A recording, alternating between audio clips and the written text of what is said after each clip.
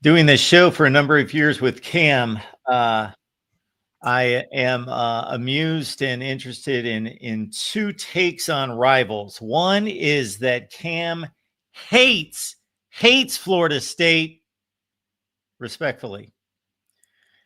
Cam hates the Florida Gators and disrespects the University of Florida and everything about that football program. So here we are. It's Florida week. The Canes stomped them last year in the swamp, 41-17. They get back together coming up this Saturday night. It should be quite the spectacle at Hard Rock. Cam Underwood is here from the state of the U. That should be your destination to get ready for the big game on Saturday. So dive in. Cam, I would ask how you're doing tonight, but you gave me forewarning. You are under the weather, but still delivering.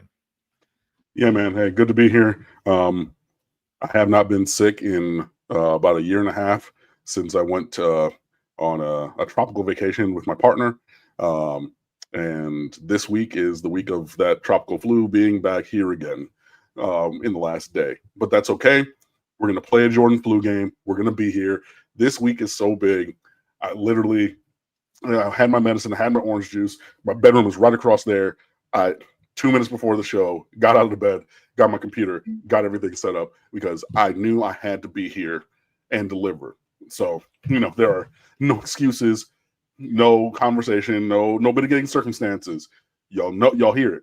But I'm still here and we're going to deliver and we're going to have a great time. So thanks for joining us. Thanks for, rocking with us as ever.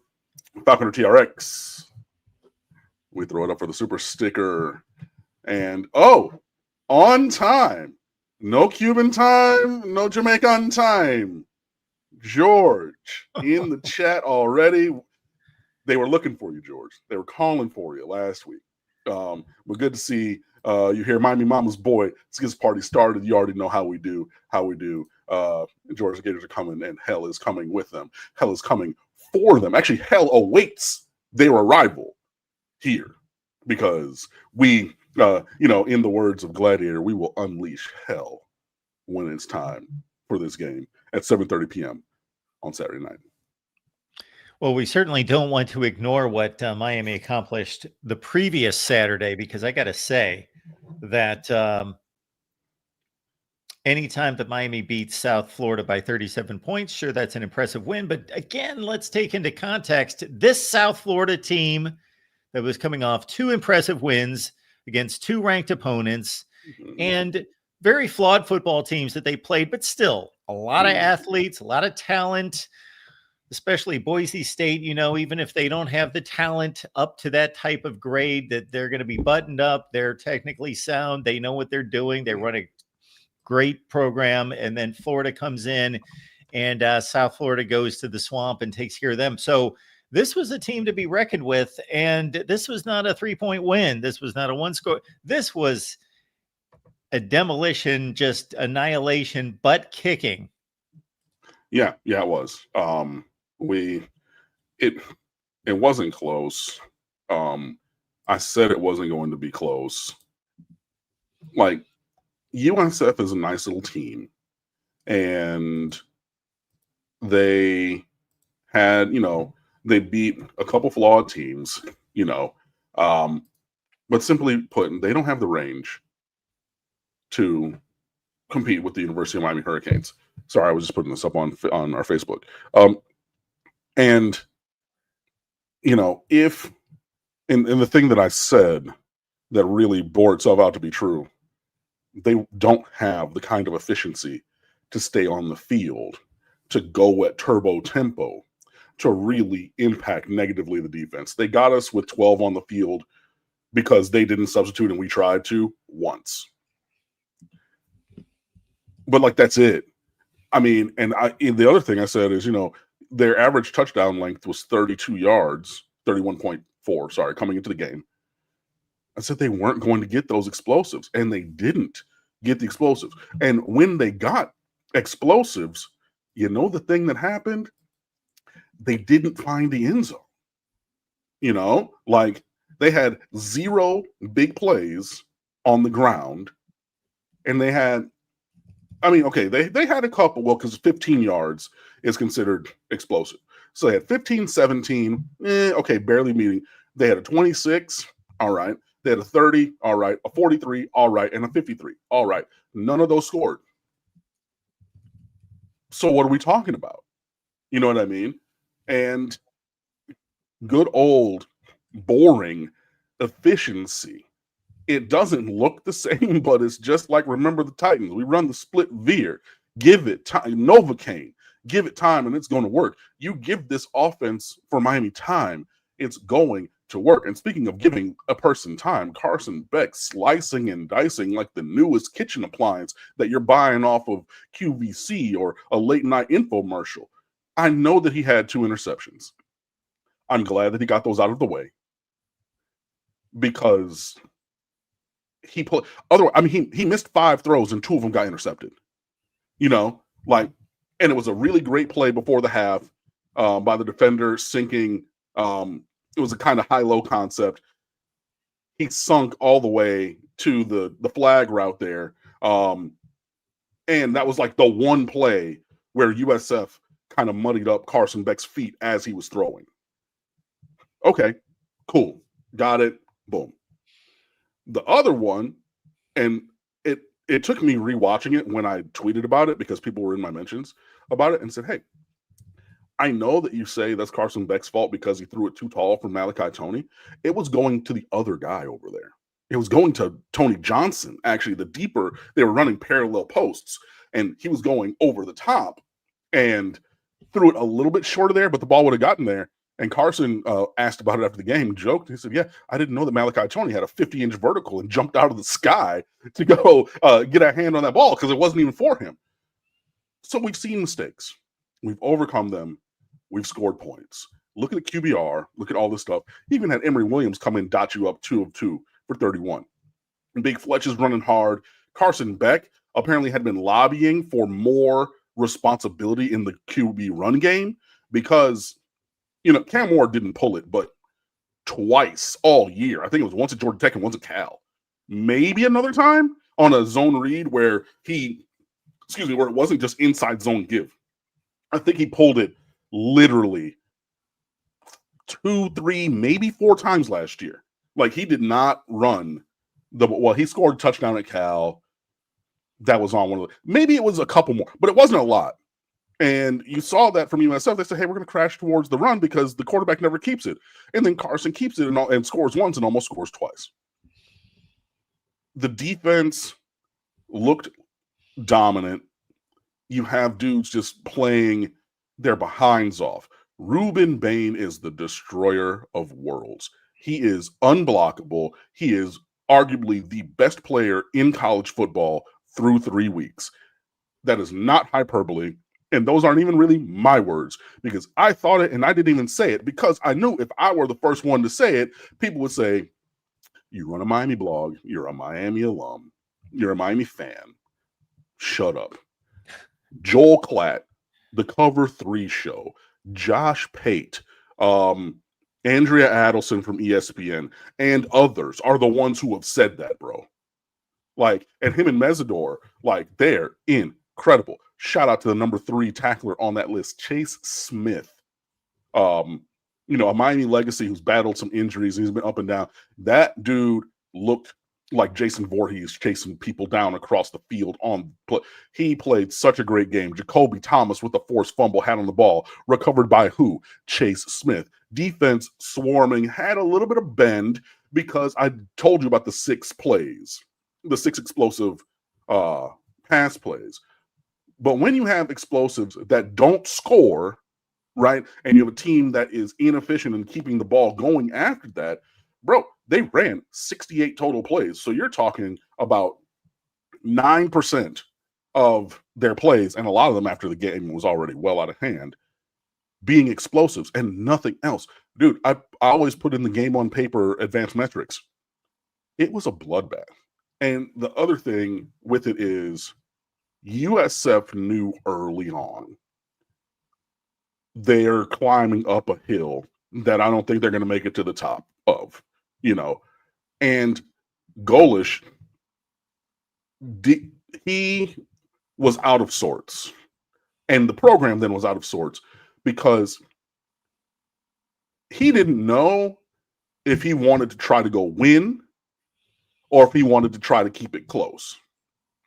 Because he did things at times that would hint at either outcome, right? You're settling for threes. But then you go for it on a fourth down in another drive in an interesting spot. And then you do, and it's just like, what are you doing? Like, what are we doing here? You know, and I'm not even talking about 3 and outs. I'm talking about on a drive where they hit an explosive and they got maybe 2 first downs. Are you trying to win? Or are you trying to keep it close? And it was, thank you, Miami Mama's boy. I will try to feel better. This NyQuil tonight is going to hit like, oh my goodness, I can't wait. Whoo, boy. But yeah, USF just was out of sorts. And then, you know, Golish said it after the game. He said, we weren't ourselves. True. Because the Miami Hurricanes wouldn't let them be themselves. This was an ass kicking of epic proportions. And I hate to say it, should have been 60 points. With 2 more touchdowns on, like, Miami. I'm looking at the drive chart because I leave the stats up for this very reason. These are Miami's drives in the game. 9-play touchdown, 9-play touchdown, 3-play 75-yard touchdown, 6-play 25-yard touchdown, 6 plays 91, 9 plays 75, 7 plays 75, 57, all touchdowns. The other drives, 3 and out for a -1 yard, 3 and out for 9 yards, 2 plays, 27 yards, interception, 3 and a knee in the half, 5 plays, 24 yards, interception, 3 and out with 4 yards.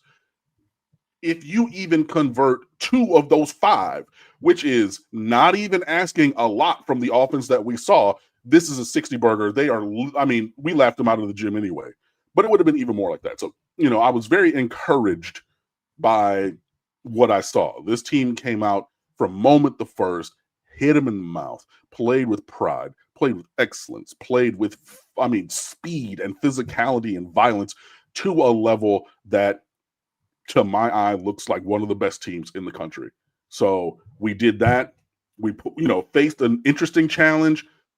Cristobal and Heatherman both said USF's offense is unique. We had talked about last week about Heatherman having had success curtailing running quarterbacks in the past. Bang, add another data point to that. And obviously they're not going to give away the interior, the full chapter and verse, but both of them said we had to do some schematic changes based upon what they do and how they do it. Those things worked. We packed that up nice with a bow. Move on to 3-0. The darlings of the CFB world. Everybody's talking about USF. Everybody was talking about them, and everybody, they did it on a game on the CW that had almost a 2-hour weather delay, but whatever.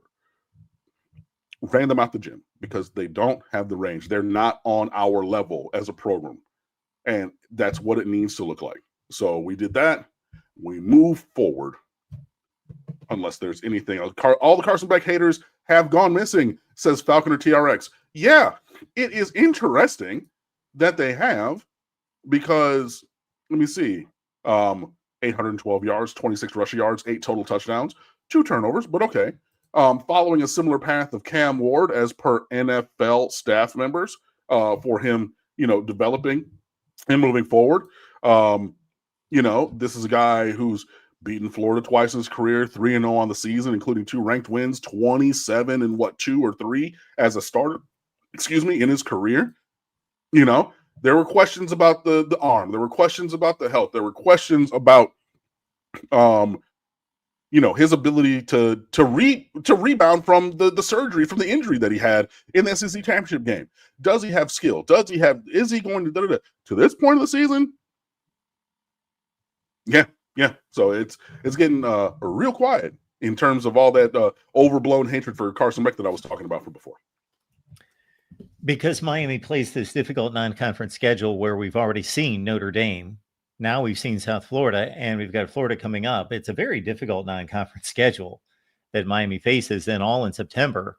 I got to say, in a season in which there's this just myriad of teams where I could throw out a team from especially the SEC and the Big Ten, but also from the other two conferences. And we would still be like, well, we got to see a lot. We still, they're probably pretty good, but we'll see whether that's like a Tennessee or, a number of teams we could throw out.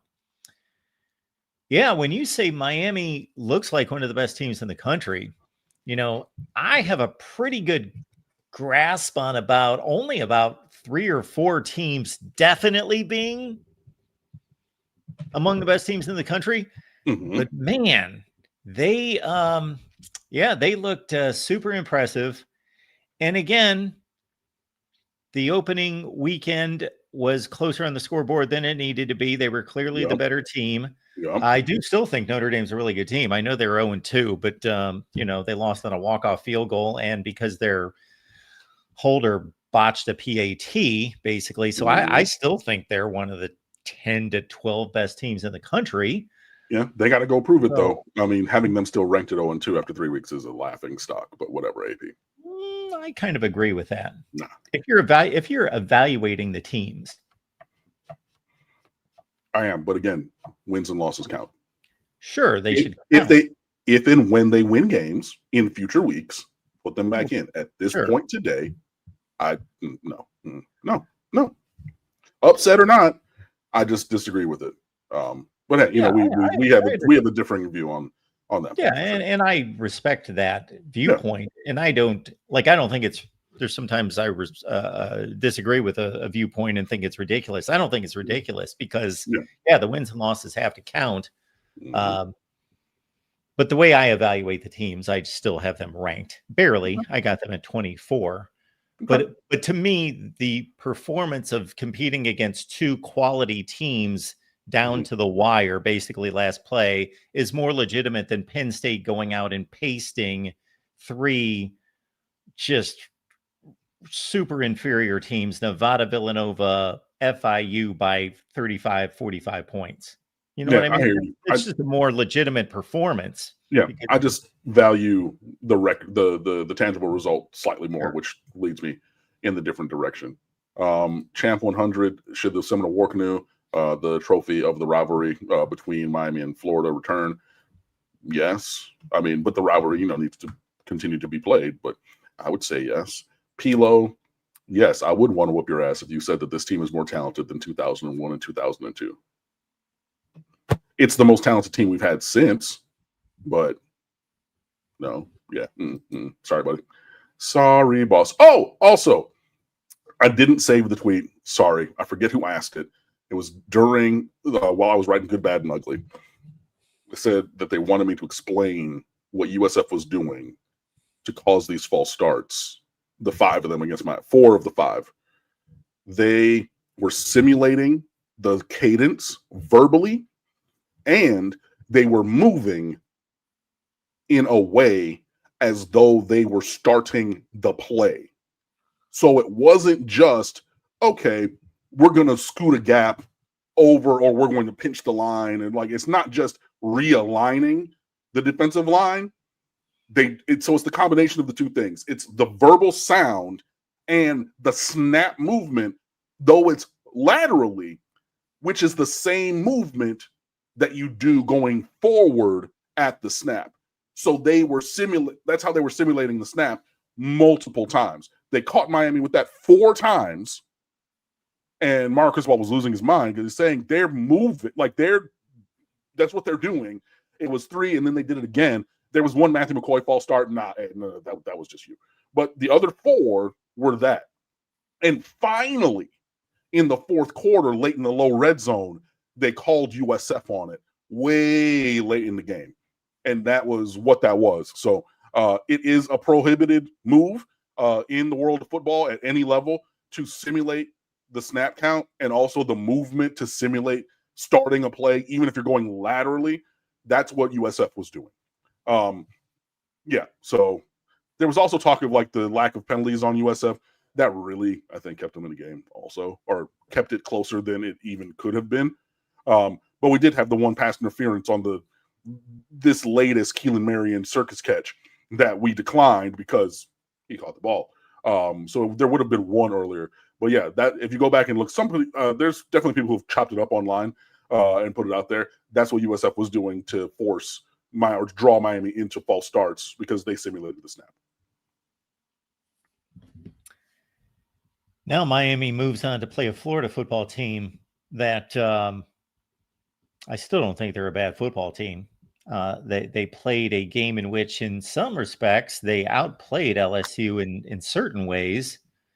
I think they outgained them. I watched most of the game, but DJ Lagway, from what I could tell, he was fooled.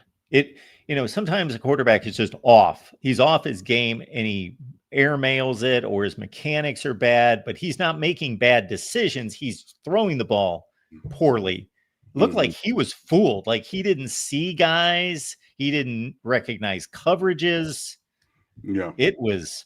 Yeah, it was a little bit of everything. It was definitely a show of horrors for him. Bad decisions, inaccurate throws. They definitely caught him. Shout out to former Miami Hurricanes defensive coordinator Blake Baker, another coach who's gone somewhere else and refound his mojo, going back home to Louisiana. Good for him. Very happy for him. Another person who didn't work out at the time on the staff here at Miami, but he had it dialed up and had Lagway in hell. A very talented player.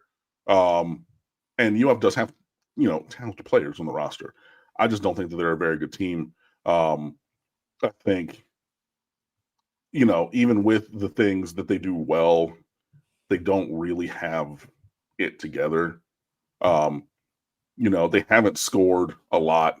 They haven't scored a lot of points, even against USF.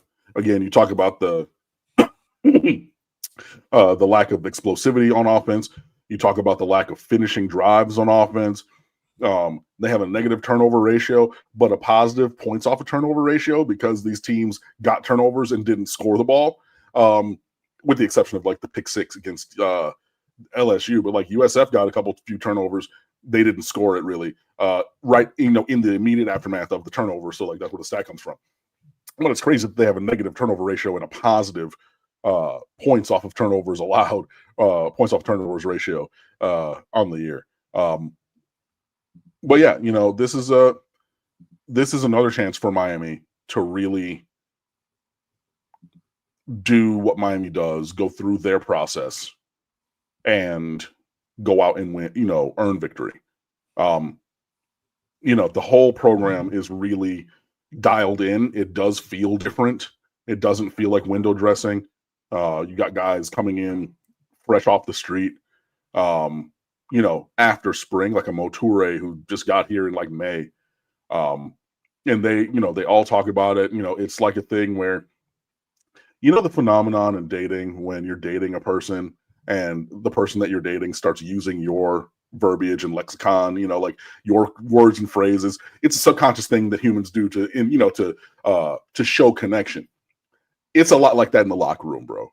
Like I've heard the exact same phrase from Cristobal, from Heatherman, from Carson Beck, from Malachi Toney, from Mesdor and Bain, from Toure, and multiple phrases, hey, we're just working, we're hungry, we're focused, it's about us, the process, we're going to do what we need to do every single week to prepare the way we need to prepare. We're going to do this, that, and the third. And I mean, we have the talent to be able to do it. We have one of the most talented rosters in the country. Pilo says Miami is the best team in the country. I wouldn't fight you on that to this point of the year. We need to go out and continue to prove it. You see Lagway's stats there. If they throw it again 49 times, Miami's going to win by 3 scores. I don't think that they can keep it competitive throwing that many times against Miami. I know that they do have a nice offensive line. Austin Barber at left tackle, Slaughter at center, very good players. And they have a couple other guys on the line who are also very good. I think the Miami's line is better on offense, and the defensive line is also, I think, the toughest that they're going to face, even including LSU from last week. Jaden Ball, the running back, he's talented for sure. So we definitely have to key on him. I know that there's a lot of window dressing and things to playing football. Mark Cristobal is taking things right back to second grade Ned. Run the ball and stop the ball. Stop the run. Everything else comes from there. So, you see where I've got Miami ranked. Numero uno, top of the list.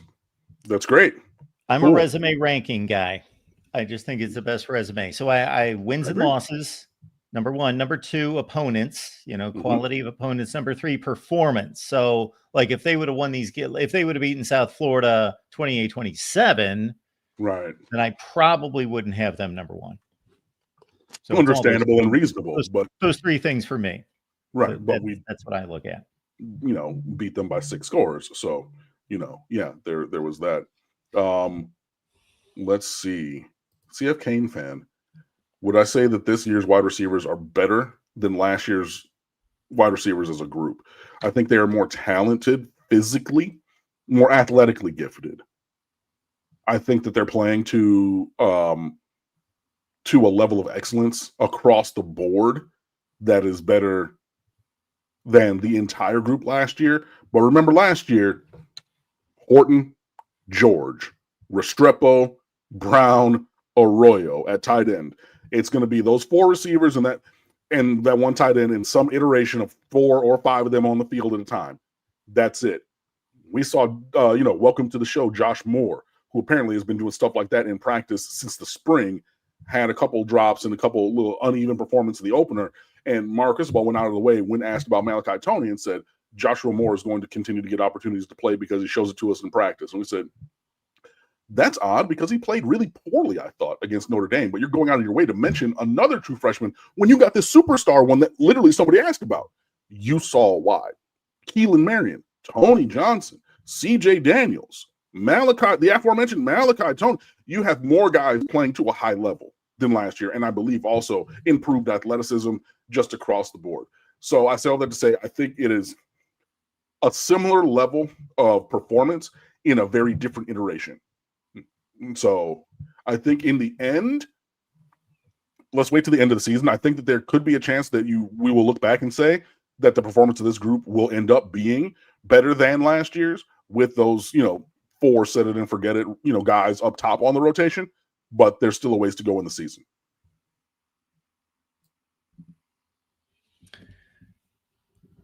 We have memberships here at the Miami channel at the Voice of College Football, so please check those out. I will be scurrying to find the names to those 3 tiers, but check them out.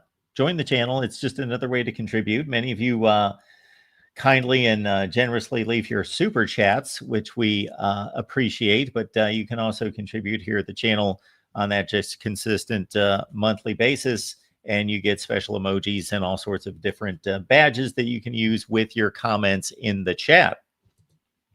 Hey, and we love that, and we also love Falconer TRX. Game Day on campus is recruiting gold. Gold, he says. Not only Game Day, but also ACC Huddle on campus in Coral Gables. Only the second time that Game Day will be hosted on campus. All of the previous times, save the Notre Dame week in 2017, were at either the Ghost of the Orange Bowl, RIP to that legendary stadium, or Hard Rock Stadium. Because Miami doesn't play their games on campus, so you got to go from Coral Gables to wherever, up to Miami Gardens. But yeah, they're going to do that on the, what do they call it now? The lakeside patio, because technically the University Center is the new Shalala Center, not the old University Center, which is still there and which is where I worked my job in the tutoring center, the Academic Development Center, which I think I renamed the Academic Resource Center when I was there. But yeah, I was a tutor and everything in the old thing. So yeah, it's the lakeside patio, which is where they will be for that. And yes, it is recruiting gold. And there's going to be just a plethora of blue chip players from the 26 and 27 and 28 classes on campus and coming to the game. Gabby Arrudia, let me go back on my Twitter and find this. This is stupid. So according to his calculations, Gabby Arrudia, former State of the U contributor now over at 247, says Miami expects to have the number 1, 2, 3, 6, 8, 11, 15, 16, 19, and 20 wide receivers in the country on campus for this game this week. And that's just the receivers. Like, that, what? Like, Yowzers, man. Like, that is insanity. But this is what you want it to be. You know, Cristobal's talked about, you know, his freshman year, sitting with Bane in the, you know, bottom of the stadium. And like, there were some times that I had to walk around the bowels of the stadium to get out to where I was, you know, leaving. And I actually walked past them during one of these conversations, saying he would sit there in a quiet Hard Rock Stadium underneath after losing games, saying, "Hey, man, we're going to get this fixed. Like, you being here and other guys, we're going to get this going in the right way." And just, you know, how we, you know, losing and this, you know, it doesn't feel right. And like, you have that, but then you get to put on hopefully a great show and everything. So yeah, it's going to be recruiting gold. Very excited to have that on campus and everything. And, you know, if everything holds true to form, it reasonably should be 2 games in a row, because in 2 weeks' time, when we make the trek up to Tallahassee to play apparently resurgent Florida State Seminoles football program, that could be a top 10 matchup and would definitely get game day treatment again. So I think we're in a place for that. But those are things for you and I to talk about. You know, all of this praise is rat poison, which is, you know, the coach's favorite term of just all the, you know, yeah, just rat poison. It feels good, you know, it tastes good, but then it kills you, kills your motivation, it kills all the, and like, you know, the coaches, they talk about, hey, no, we have to work to make sure that the team is focused and, you know, enact structures to have that. So hopefully, you know, we'll be able to do that and get the result that we desire. I'm glad, Kim, you made that distinction between what the fan base is possibly thinking and feeling and the players and the coaches themselves. Sometimes I hear fans talk about the preparation or the mindset, and they're definitely alluding to what they're seeing in chat rooms and forums and all this stuff in regards to people's level of confidence, like the fans' level of confidence or their mindset or how seriously they're taking the opponent. Like this is permeated over to the players and the coaches themselves. And I think sometimes those get conflated a bit.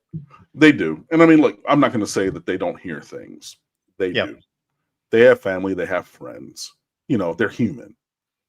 I mean, if you see Ruben Bain with a run of Let's Be Jerks Instagram posts after every, like one after every game, you know, he talked in the opener and said, you know, people said that I wasn't like that. So I had to remind them. And then the follow-up was like, wait, who? And he's like, man, I'm not going to call the reporter's name out, but, you know, I know On3 didn't even have, I said, a word? Oh, so they know it exists, but you can't focus yourself on that. You can't think about that. Can't detract from your rep on inside zone or inside run during, you know, the team section of practice. You really have to be dialed in. And I think they're going to do that because they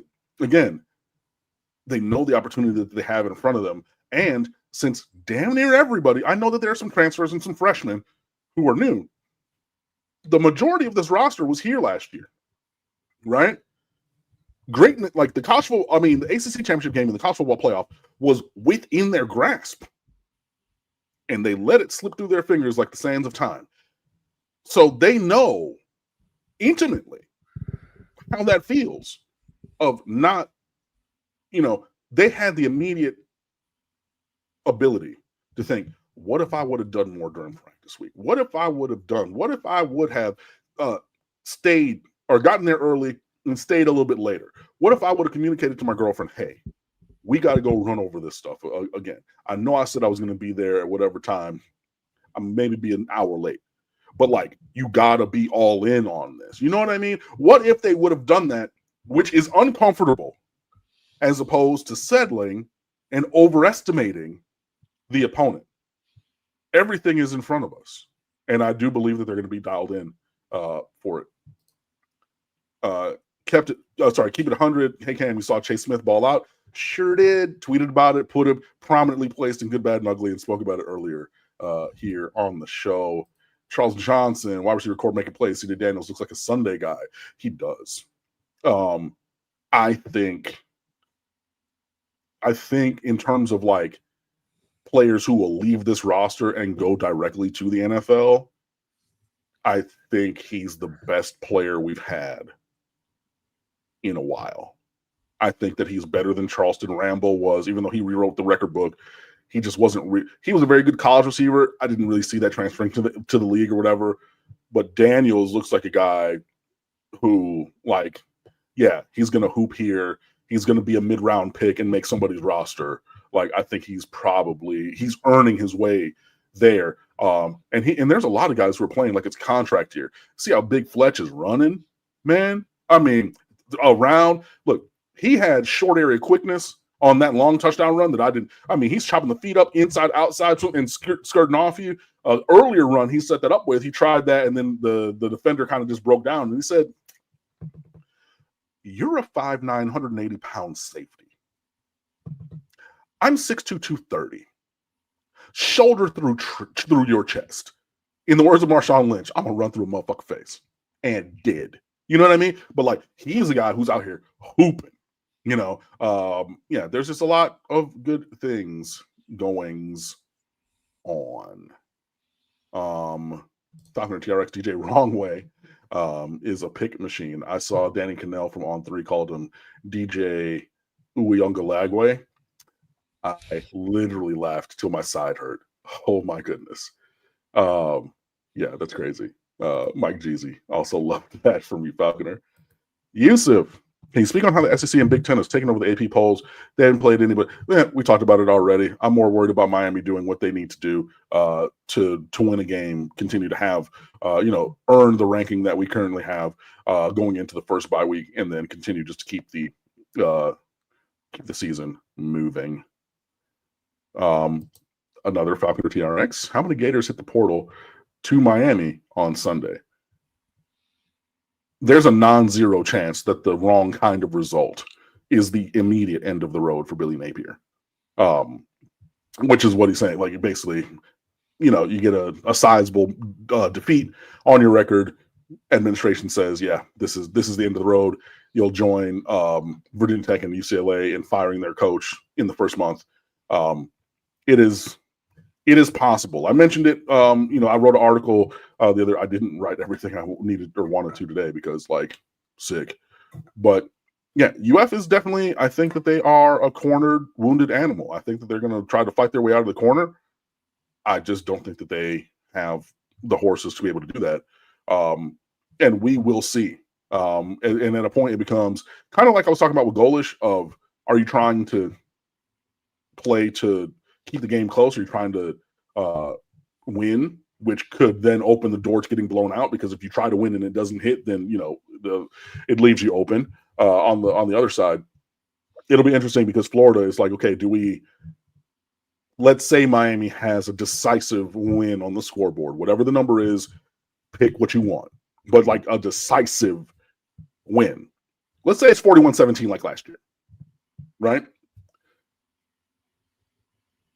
Do you ride it out because it's clearly come to the end of the road with Napier and you just hang the losses on him for the rest of the year and take the damage to the brand and to the team and to the program that goes with it? Or do you cut bait now, to try to, cut off the hand to save the arm type of a thing? I don't know. That's a decision, it's all hypotheticals, but like, I think that's kind of the decision path that they would have to take. This has been going on with Billy Napier in a certain respect since season one. Not that you're going to fire a coach from season one, but he has failed to meet expectations from day one, game one. I might be technically off because I think they actually had a big win against Utah in his very first game in the Swamp. But then at game two and from then on.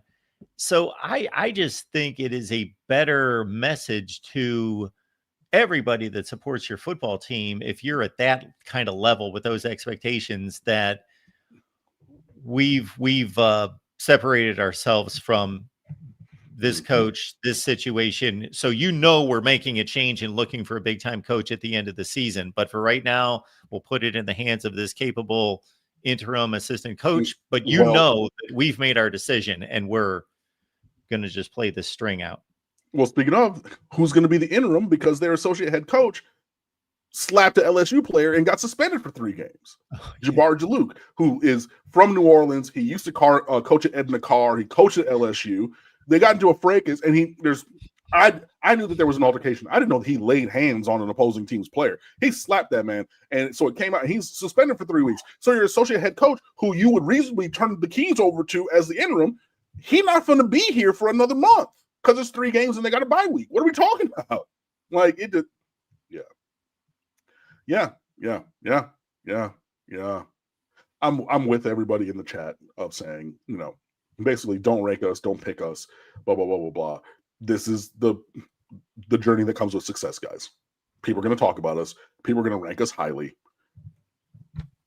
It is a different thing because, especially after you beat Notre Dame in the opener, which I predicted, reminder, you've gone from the hunter to the hunted. One of the teams near or at the top of the college football world. It is a different feeling. I know that for me and for you and the entire human race, you know what I mean? But like it is completely, it's different.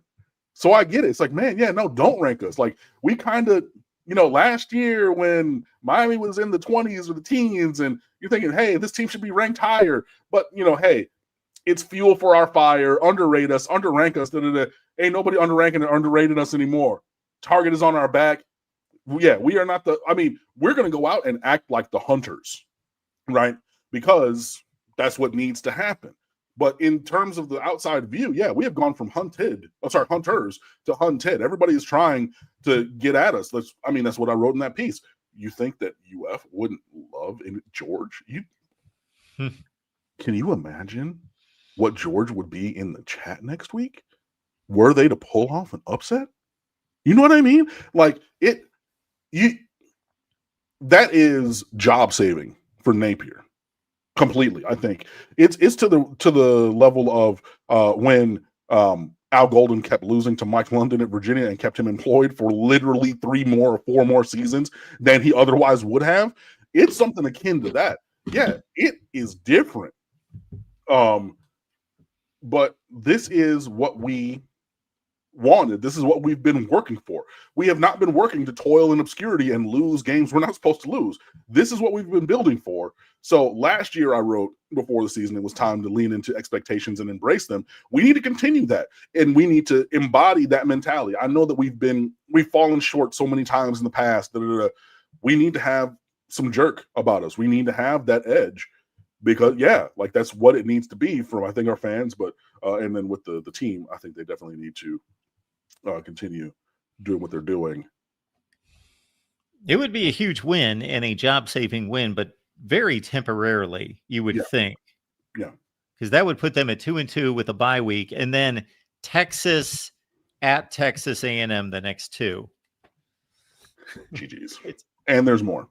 Yeah, and you just lost to a rival at LSU in a game where they only scored 13 offensive points, did LSU, and got 5 turnovers. Like, we've talked about in the USF game and the LSU game of, the margins being thin. If a couple different plays go, a couple different ways, maybe they're undefeated at this point. But I also think that that's emblematic of their coaching and, just team situation that they are not. Yusuf with the question that a lot of people have asked, why isn't Lofton or in specific, but in general, why are the tight ends not being targeted? Sometimes the ball just doesn't find you. And sometimes that it does, it's a missed connection. There was a nice wheel route by Alex Ballman that was slightly overthrown by Carson Beck, but that would have been an explosive. Beck pump faked to Lofton over the middle. Remember, Lofton's like 6'1.5", 6'2". So he's not the biggest target in the middle of the field, but he ran kind of a crosser or over route or something, but like between the hashes. And he was a primary receiver on that play, but USF did a good job of rolling a defender underneath that route. So it was, hey, let me go do something else with it. So it's just kind of the way that things go sometimes. The ball will find you. The ball hopefully will find its way to the open guy. Carson Beck is leading the country in completion percentage. He's making very good choices. He did miss a touchdown on a wheel route to Keelan Marion on a play that he threw to the right sideline, where Marion is running a wheel on the left sideline and was open by 20 yards. Oh my God. But yeah, it's one of those things, teams, credit to them. They got scholarship players, they got professional coaches, and they're finding, ways to address the tight ends, the choices of the quarterback. And there's just guys who are hooping at receiver. So, it's just kind of the cycle of things. Could that change this week? Yeah. Like last week, for example, the first Joshua Moore touchdown, it was mesh crossers in the red zone. He ran the under crosser, hit it, boom. Going the opposite direction. Last year in the opener, Cam McCormick scored the first touchdown of the year on that same concept in the low red zone in the swamp against Florida, right? So I say that to say, what if they would have changed the person? Well, it was a little far out to have a tight end or have Lofton run that mesh route, but we've seen that thing go to a tight end previously. So yeah, it's just kind of the way that things are going. They are definitely part of the passing game. Excuse me. I think that you'll see the tight end numbers peak up a little bit more throughout the year because, we are having all this success with all these guys on the outside. So I think some of the interior, things for the tight end will start to pop. But yeah, it does look a little bit different. But I'm okay with it.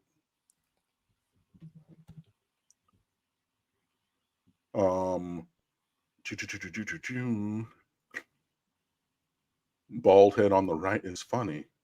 Thanks, Tony. Oh, is that the dude who tried to tell me that I didn't know anything about Jeremiah Smith and his recruitment the other week? Cool. Inspector Gadget. Falconer TRX, I'm over at OSU and the Natty should count as 2 for payback. Yeah. We still have, everyone has a long way to go before you get there. A long way to go. I would love to see that matchup, of course. I mean, the storylines, of course, all your receivers from down here, and then that, yeah, all of that. Repeat that wide receiver list again, John Kennedy. Go on my Twitter at the State of the U and scroll. It's one of my retweets or just look up Gabby Urrutia, URRUITIA, 247, his Twitter, where he has it out there. But it was like 1, 2, 4, 6, 8, 9, 10, 11, 14, 12, 14, 16, 18, 19, something like that. Ranked wide receivers in the country will be on hand this week. Chris Henry Jr. come to Miami. That is a pipe dream. That's not going to happen. Leroy, welcome, my friend. How many natties does Mario need to get to be better than Jimmy and Howard? Win one. Right. Let's get that first one. It's not first one. Let's get one before that. But the answer is minimum 3. And I know like Schnellenberger got 1, Jimmy got 1, Dennis Erickson got 2, and Coker got 1. But the impact of Howard Schnellenberger and Jimmy Johnson to the world of college football, I think that you need to have a decisive advantage. So I would say minimum 3 before, because one obviously returns Miami to prominence, being back. That's always been my standard. You got to win a championship. If you win 2, then you're really elite. I don't know that 2 titles outdoes the holistic impact to the world of college football that Johnson and Schnellenberger had. So for me, then you got to do other one on top of that. That is my thought on it. Mark, what say you? I think that's an interesting perspective. I would go with that. I tend to separate. Are we talking about greatest coach, just leading a team, organization, results on the field versus you taking it to the impact of what Schnellenberger and Johnson meant to Miami football and college football, which I certainly think is legit. Yeah, I mean, look, you're talking about scheme that they ran. You're talking about recruiting, as in where and who and how. You know what I mean? Like, they're, I know Miami took over, in the 80s and everything, but like segregation, like it doesn't take a long look in the past to see why Eddie Robinson won all those games at Grambling, because LSU didn't take any black people and didn't have any black players. So you have all these guys going to Grambling, going to Jackson State, multiple Hall of Famers, Mississippi Valley State, Jerry Rice. You know what I mean? You think Jerry Rice, Mississippi Valley State? Like, it's mind-boggling. Like, it's the only one that really, the elite player going to an HBCU for 2 years that really understandably made sense was what's his face, who went to Colorado to play for Deion. Travis Hunter? Yeah, because he wasn't going to the school. He went to go play for Coach Prime, right? Sure. But you're not seeing that kind of a thing. I'm just saying it makes, like, I understand why Travis Hunter went there. You don't have elite recruits going to these places and everything because anymore, right? Because of the proliferation of teams saying, I do want to, restrict who we bring in, but we want to win games more. And so now, and we're seeing what Miami is doing, taking these dudes from, Overtown in the hood and, dancing with their, chains on and taking their helmets off and everything. And all of a sudden, like, it looks a little bit different. So, yeah, when you take those impacts as well and things, that's why I would say, so it would be, again, I would say 3 for Cristobal. But again, you got to get to 1 to get to 3. Or as my boy Mike Felder likes to say, you can't drink all day if you don't start in the morning. I'm pretty sure game day prep is different for players and coaches. Mine is beer and ice focused. Yeah. The line to get into game day opens at 5 o'clock in the morning. Yeah, no, you're good. You're good with that. For like the on-site and everything, I will get up and, live tweet it like I did for Cal last year, but, please. Kilo, why does linebacker seem to be the weakest thing on the team, or am I tripping? Linebacker has had some issues with a couple of plays, but I think that they're playing okay. I think that's why you saw Chase Smith get an opportunity last week, and he took full advantage of it. I think that there was the blown coverage by Moture against Notre Dame that gave up the 70-yard, 65-yard play to the tight end because he just left his coverage assignment. But, like, I think that they've been pretty all right. I mean, yeah, if you were to be critical, I would probably say they've exhibited the most plays that need to be cleaned up. But, it's also like, it's very close to the level of performance across the board as other position groups, unlike the secondary last year, which was like, the rest of the team is playing at this level and the secondary is, rolling around in the mud. Like it's not that. But yeah, I would say I think that they have had the most correctable issues. But to their credit, they've corrected them. I'm seeing George says that Florida's going to win 34-33. I disagree. I don't think that you haven't scored that many points all year. You're not scoring that many points against our defense this week. Paulo, to think Mario and Napier were hired a week apart. Yeah, things are different in year 4 down here in Coral Gables and up there in Alachua County. For sure. George would take Billy Napier over Cristobal any day of the week and twice on Saturday. Cool, bro. Straight butter. Appreciate. Former true showstopper. Okay, new account, man. Good to see you. If Miami wins a playoff game and Beck is lottery pick, multiple QBs will want to come. What is your thoughts on the 3rd straight transfer, or is it time to trust a recruit or an incoming freshman in Darion Coleman? A lot of hypotheticals there. We need the best player for this squad. Period. If we believe that someone on the roster or coming in, so if it's going to be Emory Williams, Judd Anderson, Luke Nickel, or Darion Coleman, if we believe handing the keys to them next year gives us the ability to perform both next year and in the future, then you do that. If you look at your roster and evaluate it as we did this year after the spring and said, or after the bowl game, excuse me, and said, yeah, that ain't gonna work. That ain't gonna work. That ain't gonna work. Then you do what you got to do. Yeah, I mean, would you prefer a homegrown player? Yes. In my college football 26 video game dynasty, I am very strongly leaning on my recruiting and developing as opposed to bringing in people from the transfer portal. Like, I'm starting a true freshman at running back, even though I had elite running backs trying to transfer in, because I'm trying to really be insular to growing my team. In a perfect world, yes, you do that. But you already have the number 1 overall pick. Congratulations, Cam Ward, with his first NFL touchdown pass last week. You have Carson Beck, who is skyrocketing up boards, leading the nation in completion percentage, and reminding people of what he has looked like, apart from there were some bad games last year, but like reminding him, like everybody, like, yo, I can go hoop. Hey, if we get somebody else who wants to come in here and gives us the immediate chance to go and win to the level that we desire, bring him in and let him compete. And if he wins the job, great. If he doesn't.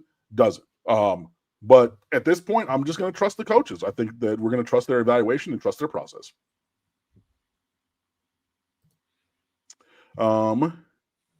Is there anything else in here? We do have our pre-rivalry week roundtables from stateoftheu.com. Those are going up. 2 of them tomorrow, 1 of them on Friday. Again, I was sick today, so I didn't get the first one up. I will tell you that I'm predicting a Miami Hurricane victory by 3 scores. Yeah, I think it's going to be 17 points or more. I think that we're going to, cover the spread comfortably. I think that this team is demonstrably better. I think they're going to go out there and show and prove that over the course of 60 minutes. It's not going to be perfect. It's not going to be,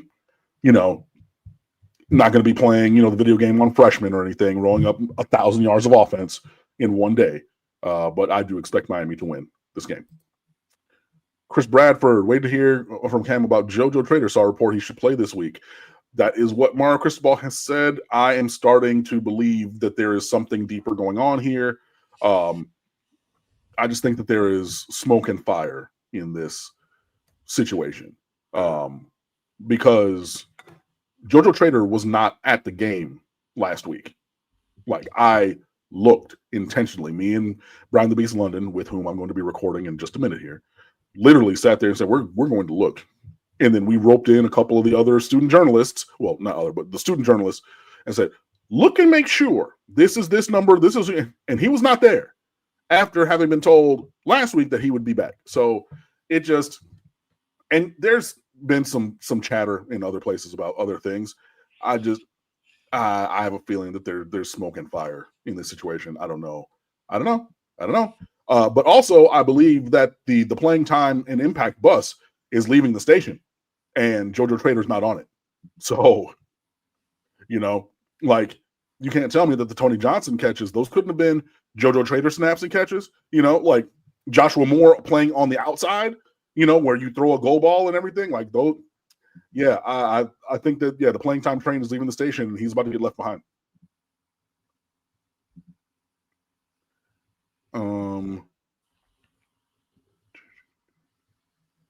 Falconer TRX says Bush Davis deserves some love also.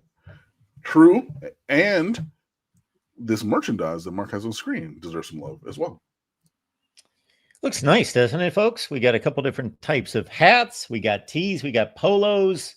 And so you can merge 2 of your favorite brands, Miami football, of course, and the voice of college football, polos, tumblers, koozies, and your mug right there. So vocfb.com. I'm going to leave the link here in the chat. Nice. Yeah, so link is in the chat. Y'all go and do that. Check out the channel memberships also. And please go to the game. This is the home game 4 of 8. So there are 4 more opportunities past this one to come in person and support your Miami Hurricanes. And as I've said before, this is the kind of season that we've been waiting for. So I know that we did have success last year in one of our home games. Marcus Balls talked about the impact of the fans. So, with things being loud in the stadium. So please come, electric juice and do all those kind of things this week. And yeah, I'll be there. Come and say hi. Hopefully this NyQuil tonight and the next couple of nights has me feeling a little bit better. So I will not be contagious or anything. But yeah, there we have it. Miami Hurricanes by 3 scores. And we will talk about it next week. And as always, stateofview.com, 24/7, 365, always free. And we're doing a really great job with the story stream ahead of rivalry week. I'm really proud of what we're doing and the other things that we have coming this week. Please come on over and fan with us. Check it out. Enjoy the content. We'll see you soon.